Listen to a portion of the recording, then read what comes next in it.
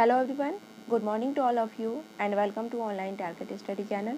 Friends, आज है 23 मई 2020 और आज के दिन करंट अफेयर से जितने भी इम्पोर्टेंट क्वेश्चन बन सकते हैं उन सभी क्वेश्चन को हम इस वीडियो में कवर करेंगे और सारे क्वेश्चन से रिलेटेड एक्स्ट्रा फैक्ट को भी हम इस वीडियो में जानेंगे। तो ये वीडियो काफ़ी इम्पोर्टेंट होने वाली है, इसलिए वीडियो अंत तक देखिएगा और अगर ये वीडियो आपको अच्छी लगे, हेल्पफुल लगे तो इस वीडियो को लाइक, शेयर एंड सब्सक्राइब कीजिएगा। चलिए शुरू करते हैं आज के हमारे पहले सवाल से। तो आज का हमारा पहला सवाल है, किस राज्य केंद्र शासित प्रदेश ने सुकून कोविड-19 विथ द स्ट्रेस शुरू किया है? तो ये शुरू किया गया है जम्मू और कश्मीर के द्वारा। सी ऑप्शन सही हो जाएगा। तो सूचना और जनसंपर्क विभाग जम्मू और कश्मीर ने सुकून कोविड-19 विथ द स्ट्रेस पहल शुरू की है। इस पहल की शुरुआत लॉकडाउन के दौरान मनोवैज्ञानिक प्रभाव के बारे में जागरूकता बढ़ाने और उन्हें दूर करने के लिए की गई है। इस पहल में एक कार्यक्रम का प्रसारण शामिल है जिसे हर मंगलवार को दूरदर्शन कश्मीर चैनल पर सुबह 9 बजे प्रसारित किया जाएगा। इस कार्यक्रम के दौरान प्रख्यात डॉक्टर स्वास्थ्य पर अपने ज्ञान को साझा करेंगे और तनाव के स्तर को नियंत्रण में रखने के लिए अपनाए जाने वाले उपायों के बारे में भी बताएंगे। तो बात यहाँ कश्मीर की हुई है, तो राजधानी है श्रीनगर, मुख्यमंत्री है महबूबा मुफ्ती और राज्यपाल है सत्यपाल मलिक। अगर हम नेशनल पार्क की बात करें तो Dachigam national park, Kishtwar national park, Hemis national park महत्वपूर्ण है। अब चलते हैं नेक्स्ट क्वेश्चन की तरफ। नेक्स्ट क्वेश्चन है, भारतीय इस्पात संघ का नया अध्यक्ष किसे नियुक्त किया गया है? तो वे नियुक्त किए गए हैं दिलीप उमेन। ए ऑप्शन सही हो जाएगा। तो दिलीप उमेन को 2 साल के कार्यकाल के लिए इंडियन स्टील एसोसिएशन के नए अध्यक्ष के रूप में नियुक्त किया गया है। उनका चयन 19 मई 2020 को आयोजित बोर्ड की बैठक में किया गया। दिलीप उमेन पहले आर्सेलर मित्तल निप्पन इंडिया के सीईओ हैं। उनकी यह नियुक्ति टीवी नरेंद्रन टाटा स्टील के प्रबंध निदेशक के इंडियन स्टील एसोसिएशन के अध्यक्ष पद से इस्तीफा देने के बाद हुई है। अब चलते हैं नेक्स्ट क्वेश्चन की तरफ। नेक्स्ट क्वेश्चन है, रेलवे के किस क्षेत्र ने रेल बोट रोबोट उपकरण विकसित किया है? तो ये विकसित किया गया है दक्षिण मध्य रेलवे जोन के द्वारा। सी ऑप्शन सही हो जाएगा। तो दक्षिण मध्य रेलवे ने एक रोबोट उपकरण विकसित किया है जिसे रेल बोट नाम दिया गया है। इस रोबोट डिवाइस का उपयोग ऑडियो और वीडियो के 2 तरह के संचार के लिए किया जा सकता है और इसका उपयोग रोगी और अस्पताल के कर्मचारियों के बीच रिकॉर्डिंग के साथ किया जा सकता है। इस डिवाइस में तापमान रिकॉर्ड करने और अन्य महत्वपूर्ण जानकारी के लिए एक सेंसर आधारित विशेषताएं हैं जिन्हें मोबाइल एप्लीकेशन पर देखा भी जा सकता है। इस डिवाइस में एक अलार्म भी है जो बीमार व्यक्ति का उच्च तापमान दर्ज करता है और जिससे डॉक्टरों का ध्यान रोगी की तरफ आकर्षित करता है। तो अगर हम भारतीय रेलवे जोन की बात करें तो इसकी स्थापना 8 मई 1845 को हुई थी। इसका मुख्यालय नई दिल्ली में है और रेलवे बोर्ड के अध्यक्ष है विनोद कुमार यादव। अब चलते हैं नेक्स्ट क्वेश्चन की तरफ। नेक्स्ट क्वेश्चन है, ई कॉमर्स प्रमुख के ग्राहकों को डिजिटल मोटर बीमा पॉलिसी देने के लिए Bajaj Allianz general insurance company BAGIC ने किसके साथ साझेदारी शुरू की है? तो ये साझेदारी शुरू की है फ्लिपकार्ट के साथ। बी ऑप्शन सही हो जाएगा।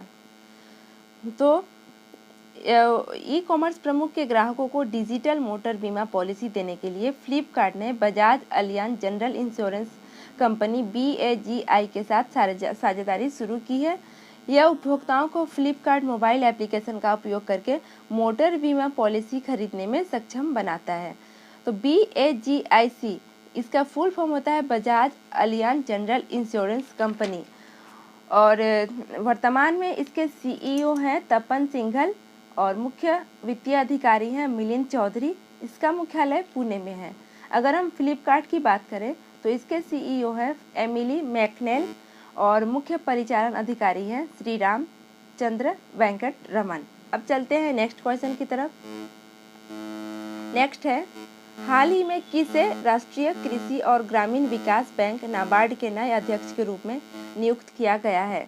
तो वे नियुक्त किए गए हैं गोविंदा रुजुलू चिंटला। ए ऑप्शन सही हो जाएगा।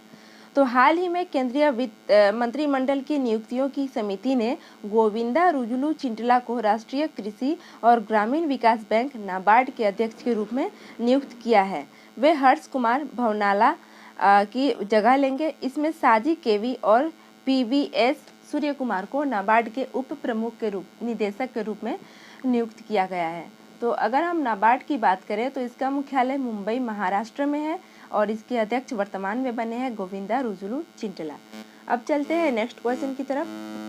नेक्स्ट है, मई 2020 में किसे लेसोथो के नए प्रधानमंत्री के रूप में नियुक्त किया गया है? तो वे नियुक्त किए गए हैं मोकेसी मेजरो। ए ऑप्शन सही हो जाएगा। तो हाल ही में मोकेसी मेजरो को थॉमस मोटासाहे थबाने के बाद लेसोथो के नए प्रधानमंत्री के रूप में शपथ दिलाई गई है। ये 58 वर्ष के हैं। मोकेसी मेजरो पहले देश के वित्त मंत्री के रूप में कार्य करते थे, अब वे लेसोथो के प्रधानमंत्री बन गए हैं। तो लेसोथो की बात करें तो इसकी राजधानी है मसेरू और इसकी मुद्रा है लेसोथो लोटी। अब चलते हैं नेक्स्ट क्वेश्चन की तरफ। नेक्स्ट क्वेश्चन है, मई 2020 में केंद्रीय मंत्रिमंडल ने प्रधानमंत्री मत्स्य संपदा योजना को मंजूरी दी है। यह योजना कितने वर्षों की अवधि के दौरान लागू की जाएगी? तो यह योजना 5 वर्षों की अवधि के दौरान लागू की जाएगी। सी ऑप्शन सही हो जाएगा। तो केंद्रीय मंत्रिमंडल ने प्रधानमंत्री मत्स्य संपदा योजना को मंजूरी दे दी है। इस योजना का उद्देश्य है देश में मत्स्य विभाग के सतत और जिम्मेदार विकास के माध्यम से नीली क्रांति लाना। यह योजना 2020 से 21 और 24 से 25 तक 5 वर्षों की अवधि के दौरान लागू की जाएगी। अब चलते हैं नेक्स्ट क्वेश्चन की तरफ। नेक्स्ट क्वेश्चन है, निम्नलिखित में से किसने नेशनल टेस्ट अभ्यास नामक एक नया मोबाइल ऐप विकसित किया है? तो ये विकसित किया गया है राष्ट्रीय परीक्षण एजेंसी के द्वारा। डी ऑप्शन सही हो जाएगा। तो केंद्रीय मानव संसाधन मंत्री रमेश पोखरियाल निशंक ने नया मोबाइल एप्लीकेशन ऐप लॉन्च किया है जिसका नाम है नेशनल टेस्ट अभ्यास। इस ऐप को राष्ट्रीय परीक्षण एजेंसी NTA द्वारा विकसित किया गया है जो उम्मीदवारों को NTA की निगरानी में जी मेन और नीट जैसी आने वाली परीक्षाओं के लिए मॉक टेस्ट लेने में सक्षम बनाता है। ये बहुत ही महत्वपूर्ण ऐप है। देश भर के छात्र इस ऐप का उपयोग करके उच्च गुणवत्ता परीक्षण को मुफ्त में प्राप्त कर सकते हैं। अब चलते हैं नेक्स्ट क्वेश्चन की तरफ। नेक्स्ट है, मई 2020 में किस राज्य में किसानों और भूमिपुत्रों के कल्याण के लिए एक समावेशी कार्यक्रम मी अन्नपूर्णा शुरू किया गया है? तो यह कार्यक्रम शुरू किया गया है महाराष्ट्र में। बी ऑप्शन सही हो जाएगा। तो महाराष्ट्र में किसानों और भूमिपुत्रों के कल्याण के लिए एक समावेशी कार्यक्रम मी अन्नपूर्णा शुरू किया गया है।